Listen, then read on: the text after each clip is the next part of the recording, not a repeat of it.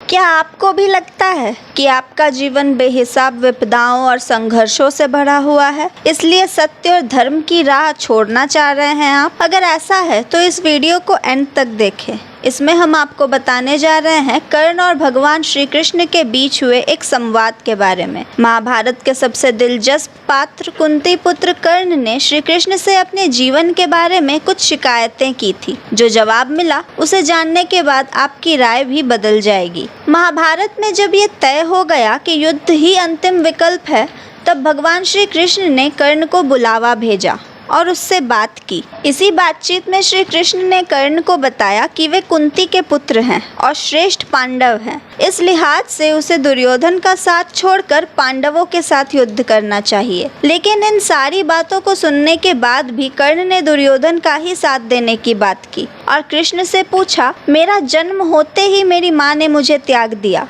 क्या अवैध संतान होना मेरा दोष था? द्रोणाचार्य ने मुझे सिखाया नहीं क्योंकि मैं क्षत्रिय पुत्र नहीं था। परशुराम जी ने मुझे सिखाया तो सही, परंतु श्राप दे दिया कि जिस वक्त मुझे उस विद्या की सर्वाधिक आवश्यकता होगी, मुझे उसका विस्मरण होगा, क्योंकि उनके अनुसार मैं ब्राह्मण नहीं था। केवल संयोगवश एक गाय को मेरा बाण लगा और उसके स्वामी ने मुझे श्राप दिया, जबकि मेरा कोई दोष नहीं था। द्रौपदी स्वयंवर में मेरा अपमान किया गया।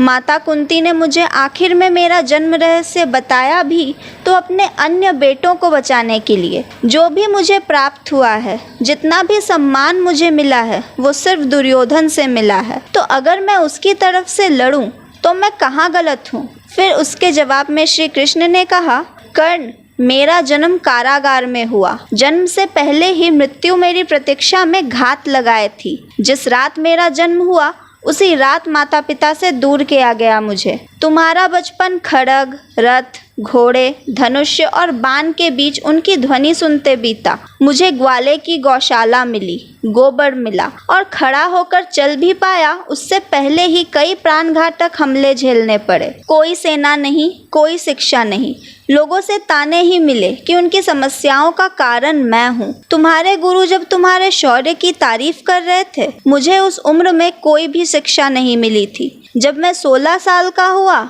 तब कहीं जाकर ऋषि संदीपन के गुरुकुल पहुंचा। तुम अपनी पसंद की कन्या से विवाह कर सके, पर जिस कन्या से मैंने प्रेम किया वो मुझे नहीं मिली और मुझे उनसे विवाह करना पड़ा जिन्हें मेरी चाहत थी या जिनको मैंने राक्षसों से बचाया था। मेरे पूरे समाज को यमुना के किनारे से हटकर एक दूर समुद्र के किनारे बसाना पड़ा, सिर्फ और सिर्फ जरासंध से बचाने के लिए। रण से पलायन के कारण मुझे भगोड़ा भी कहा गया। अगर दुर्योधन युद्ध जीतता है तो तुम्हें बहुत श्रेय मिलेगा, पर धर्मराज अगर जीतते हैं तो मुझे क्या मिलेगा? मुझे केवल युद्ध और युद्ध से निर्माण हुई समस्याओं के लिए दोष दिया जाएगा। एक बात का स्मरण रहे कर्ण, हर किसी को जिंदगी चुनौतियां देती है। जिंदगी किसी के भी साथ न्याय नहीं करती। दुर्योधन ने अन्याय का सामना किया है तो युधिष्ठिर ने भी अन्याय भुगता है, लेकिन सत्य धर्म क्या है ये तुम अच्छे से जानते हो। कोई बात नहीं, अगर इतना ही अपमान हो, जो हमारा अधिकार है वो हमें ना मिल पाए।